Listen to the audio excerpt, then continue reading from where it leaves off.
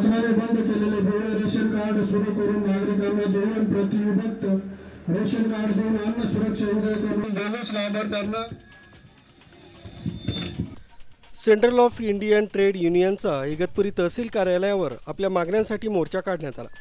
मोर्चात असंख्य सदस्य, महिला, पुरुष व पदाधिकारी सामील झाले होते। शासन दरबारी आपल्या मागण्या मान्य कराव्यात यासाठी या मोर्चाचं आयोजन करण्यात आलं होतं। युनियनचे देविदास आडोळे यांनी मनोगत व्यक्त केलं। जे काही शेतकरी असेल, कामगार असेल, सर्वसामान्यांचे प्रश्न सोडवण्याची आपण मागणी करत असतो, परंतु या मागण्या सुटत नसल्याने आपल्याला हा मोर्चा आयोजित करावा लागलेला आहे।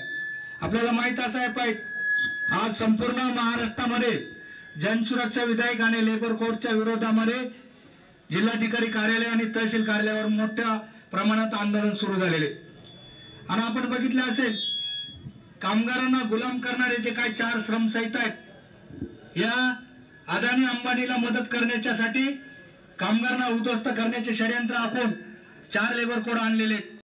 राजू देवळेकर, न्यूज 7 मराठी, इगतपुरी।